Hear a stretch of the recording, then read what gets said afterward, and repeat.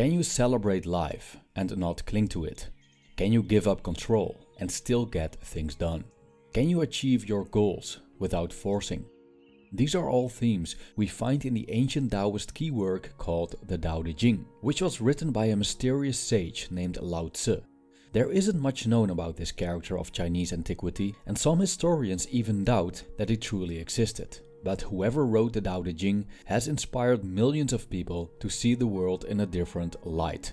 Taoism deeply respects the passive, receptive part of existence, which is generally undervalued. By becoming more aware of the strength of what the Taoists call the feminine or the yin aspects of life, we'll see that effort and force aren't always the best tools in the toolbox for getting things done. In a previous video, The Philosophy of Flow, I expand upon the so-called flow state, known as the soft power of Wu Wei or effortless action, also described as being in the zone when participating in certain activities like sports and painting. This video, however, explores how the wisdom of Lao Tzu can help us go with the flow in a more general sense. How can we let go and let ourselves be carried along with the river of life? How can we live more effortlessly with less stress and anxiety? How can we live a rich life and enjoy it to the fullest with minimal interference of the natural course? The following 5 lessons based on the writings of Lao Tzu might inspire you to live life in an entirely different way.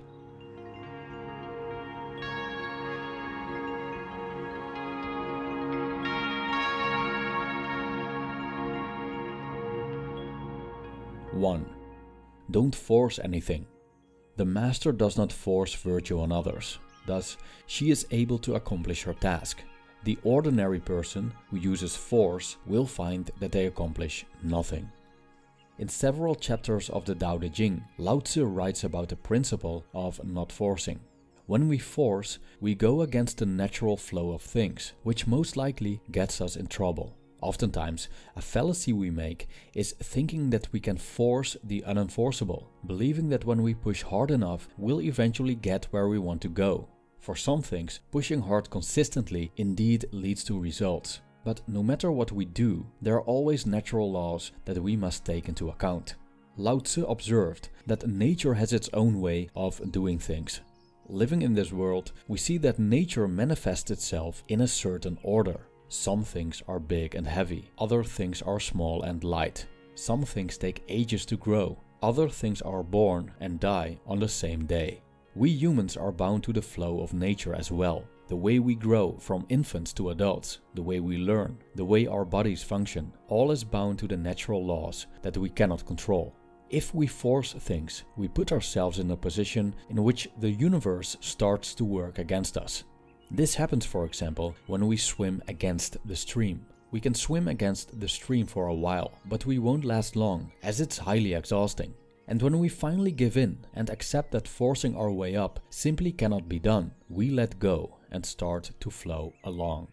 When we somehow find a way to work with nature instead of against it, things will get much easier and we won't exhaust ourselves so much. This means working smart instead of working hard, by setting our sails correctly and navigating diligently so that the wind of the universe keeps pushing us forward. 2. Don't overburden yourself. Those who stand on tiptoes do not stand firmly. Those who rush ahead don't get very far. Those who try to outshine others dim their own light. A typical phenomenon that we see in current civilization is that people are willing to push themselves too far. Pushing boundaries isn't wrong in itself, as it's a way to grow. If we look at strength training, for example, it's actually necessary to overstimulate the muscles. By breaking down the muscles during a lifting session using progressive overload, they'll come back stronger and bigger over time. But there's one necessary ingredient when it comes to this process that many beginning lifters tend to overlook, which is rest. When we repeatedly overburden the muscles, we will eventually be unable to continue our training, as they don't get enough time to heal. Even though our intention was making ourselves stronger, we have actually become weaker. Chronic exhaustion leads to a lower immune system and also makes us more prone to depression, according to countless studies. So, why do people do this? It's because they want to become very muscular very quickly, but by pushing themselves too hard, they've put themselves in a fragile position. Lao Tzu would describe this as standing on tiptoes, as he argues that when we stand on our tiptoes, we don't stand firmly. There always needs to be a balance between action and inaction, between the effort we put into things and the time we let the body and mind recover. Stretching ourselves beyond our means may get more work done in the short term, sure, but as Lao Tzu observed, it will make us weak and vulnerable as well. Another example are people who take out a mortgage that's just slightly affordable as long as they keep earning what they earn, working stressful jobs. Yes, this will lead to a big house in the short term, but this situation requires these people to always stay on the hamster wheel and never go below a certain income. They're chained to a payment obligation and cannot afford to take on a job that's less stressful if that decreases their income. And why? Often it's not because they need it, but rather to show off to other people. And this comes with a price. The more wealth you possess, the harder it is to protect, Lao Tzu stated. And when one fills a cup to the brim, it becomes quite difficult to carry it around.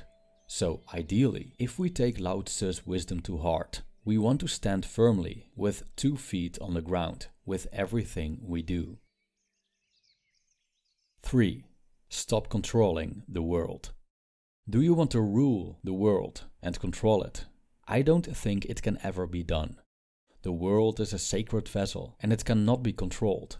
You will only make it worse if you try. It may slip through your fingers and disappear. Have you ever observed that many of our problems solve themselves?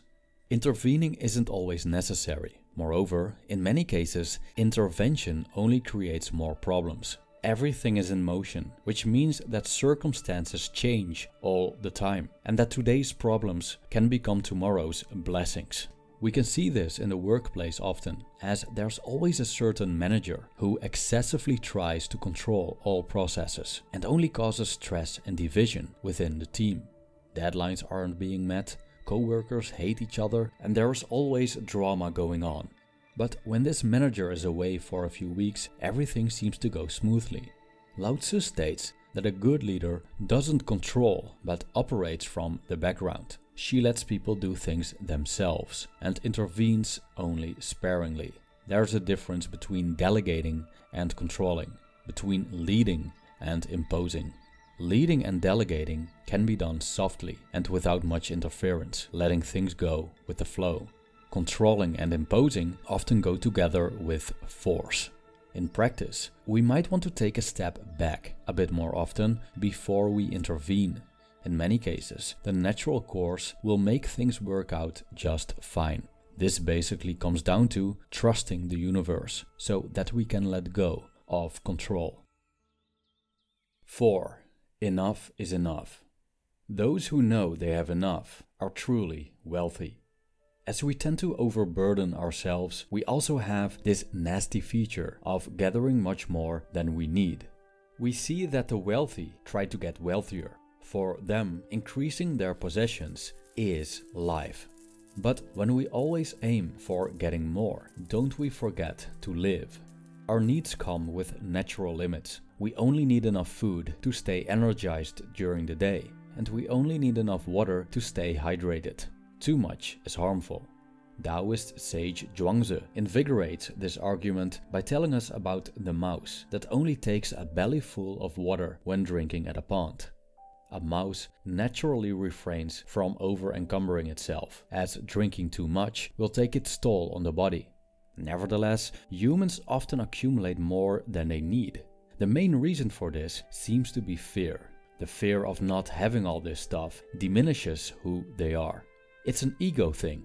Having more means I am more. We also fear that we won't have enough in the future, but as we know, the future is uncertain. We can die tomorrow, and everything we own can be taken away from us in an instant. Whoever knows contentment will be at peace forever, Lao Tzu states. But we can only know when we have enough if we realize that the value we attribute to external things is based on delusion. We aren't what we have, as none of these possessions are within our control. This includes even our own bodies. Having an excess of external things eventually becomes a burden. The things you own end up owning you. As with a mouse, there's only so much we can take. Of course, it's not a bad idea to have, for example, a nice house and money in the bank, as long as we don't become slaves to what we own. Moderation is the key. 5. Don't cling to life. I have heard that those who celebrate life walk safely among the wild animals. When they go into battle, they remain unharmed. There's a difference between celebrating life and clinging to life. If you cling to life, there is nothing to celebrate. Life has become immensely serious and even painful. We're anxious because we see death, the mother of all fears, in every corner. The fear of death is what makes us cling to life. And how Lao Tzu puts it, those who are stiff and rigid are the disciples of death. Those who are soft and yielding are the disciples of life. Those who don't cling to life, therefore, aren't a threat, because they aren't fearful, and wild animals don't see the need to attack them. Now, the fear of death manifests within us in ways that are very subtle.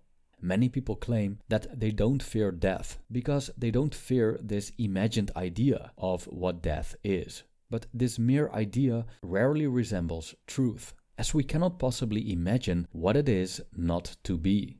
There's something, however, that lies quite close to the experience of complete annihilation, which is losing what we cling to. We may cling to our beauty, so we are afraid of aging. We may cling to our reputation, so we are always hypervigilant when it comes to what other people say or think about us. We may cling to our wealth, so we're always busy defending it. Now, an aging body, a bad reputation, or poverty do not equal death, as we can still live and live well while enduring these things. However, it may equal the death of our self-image, the story we tell about ourselves. For most people, this is where the fear of death really lies, and this is what they cling to. Thus, the true fear of death lies in the idea of losing who we think we are. That's why in war, soldiers fear the idea of not dying in honor more than dying itself. But by clinging to the idea of ourselves and the world around us, we deny the nature of the universe, which is that change is the only constant. The story we tell ourselves about ourselves today will lose its accuracy tomorrow. The same goes for the story we tell ourselves about the world. When we cling to one thing, we resist another. And what we resist will stick, but what we accept, we move beyond. The ability to let go and go with the flow and to be a flexible operator in a chaotic universe is what makes us disciples of life. And these were the 5 lessons based on the writings of Taoist sage Lao Tzu. Thank you for watching.